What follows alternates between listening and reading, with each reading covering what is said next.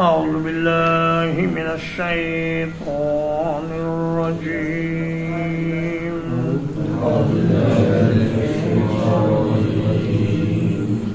فلا اقتحم العقبة پھر بھی وہ مشکل گھاٹی میں داخل نہ ہوا وما أدراك ما العقبة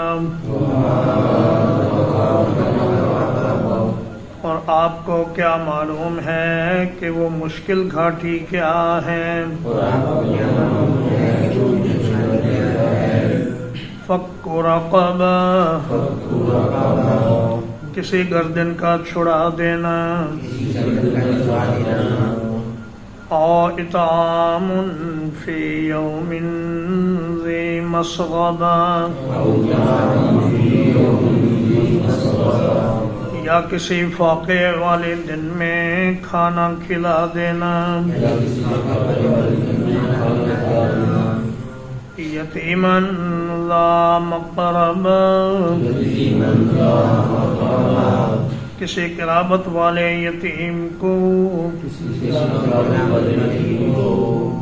او مسکینا ذا متربہ یا کسی خاک نشین محتاج کو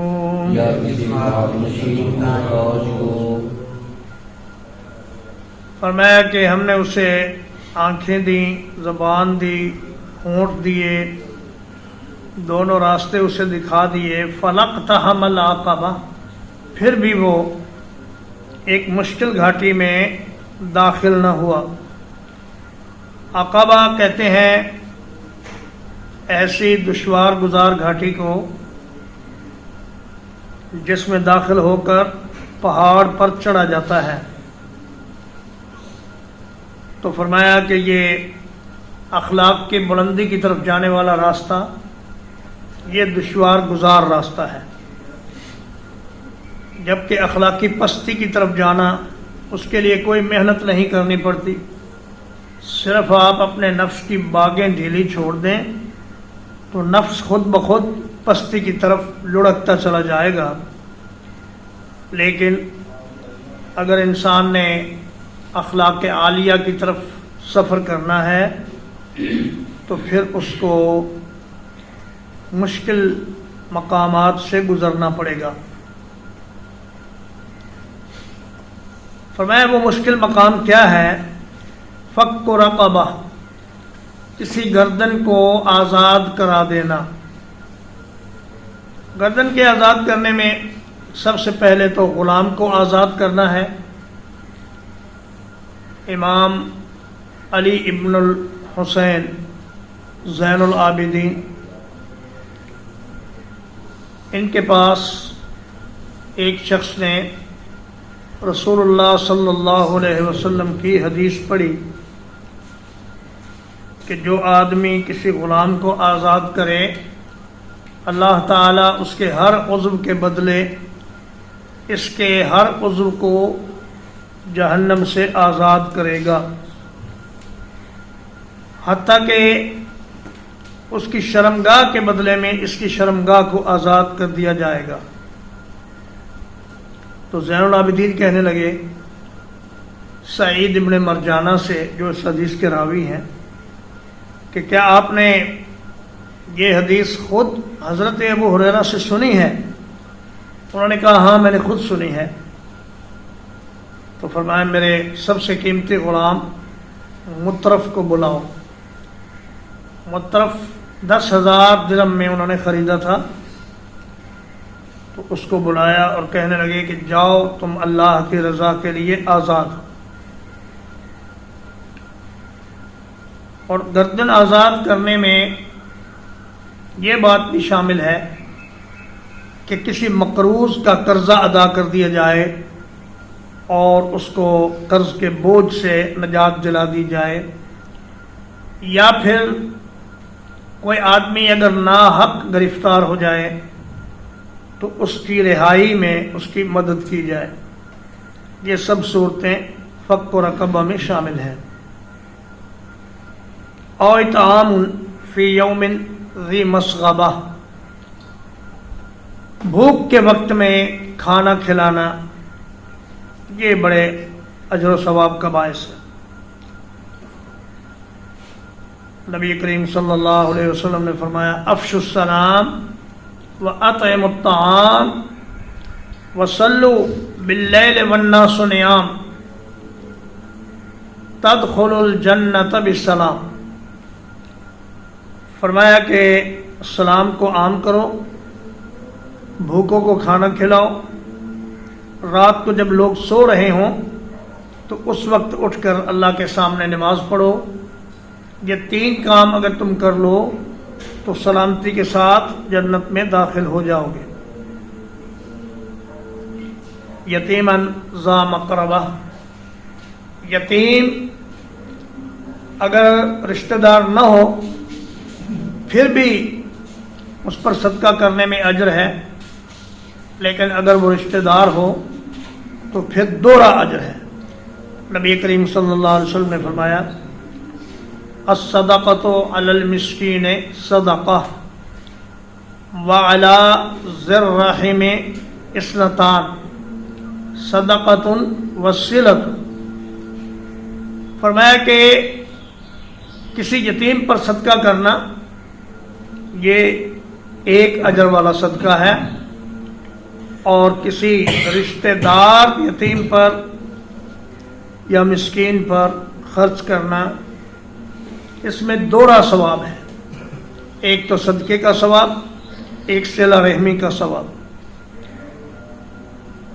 او مسکینا ذا متربہ، ایسا شخص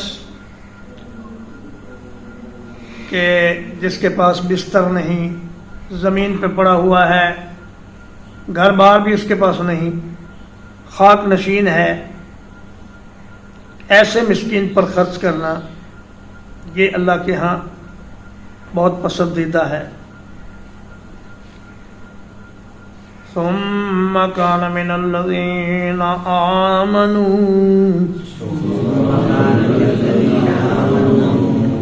پھر وہ ان لوگوں میں سے ہو جو ایمان لائے، وتواصوا بالصبر وتواصوا بالمرحمہ،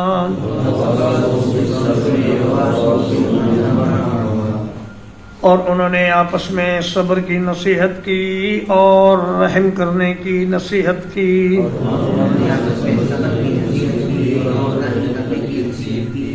اولئک اصحاب المیمنہ،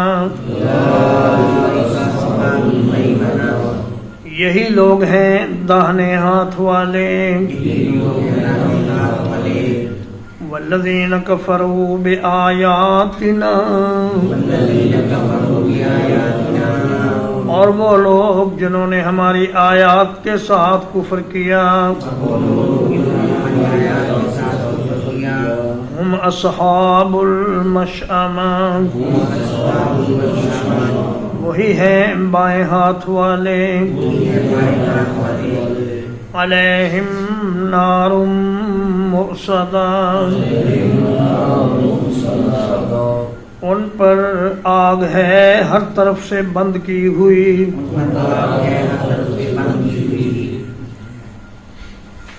ثم کان من الذین آمنوا، یہ ثم تراخی کے لیے نہیں ہے بلکہ یہ ترتیب ذکری کے لیے ہے، یعنی بعض اوقات کسی بعد والی چیز کو پہلے ذکر کر دیا جاتا ہے، ورنہ ایمان کے بغیر کوئی نیک عمل قبول نہیں ہے۔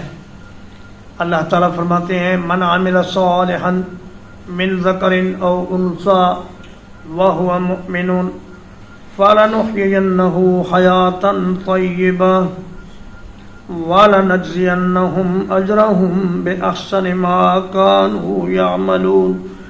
فرمایا کہ کوئی مرد ہو یا عورت جو بھی کوئی نیک کام کرے، لیکن شرط یہ ہے کہ ایمان والا ہو، ایمان کے بغیر کوئی نیک کام فائدہ نہیں دیتا۔ تو فرمایا وَتَوَاصَوْا بِالصَّبْرِ، ایمان کے راستے پر قدم رکھتے ہی مومن کی صبر والی زندگی شروع ہو جاتی ہے۔ اللہ کے احکام پر عمل صبر کے بغیر نہیں ہو سکتا، اللہ کی نافرمانیوں سے رکنا صبر کے بغیر نہیں ہو سکتا۔ گناہ کا موقع موجود ہے لیکن صبر کر جائے اور اللہ کی آنے والی آزمائشوں پر اور مشکلوں پر صبر کرے۔ وتواصوا بالمرحمہ، اور ایک دوسرے کو رحم کرنے کی نصیحت کرے۔ حقیقت یہ ہے کہ اسلامی معاشرہ ایک رحم دل اور شفقت والا معاشرہ ہوتا ہے، وہ بے رحم اور خود غرض معاشرہ نہیں ہوتا۔ نبی کریم صلی اللہ علیہ وسلم نے فرمایا الراحمون یرحمہم الرحمن، فرمایا مخلوق خدا پر رحم کرنے والے اللہ ان پر رحم فرمائے گا، اور فرمایا ارحموا من فی الارض یرحمکم من فی السماء، تم زمین والوں پر رحم کرو آسمان والا تم پر رحم کرے گا۔ اور فرمایا من لا یرحم لا یرحم، جو انسانوں پر رحم نہیں کرتا کل قیامت کے دن اس پر بھی اللہ پاک رحم نہیں فرمائیں گے۔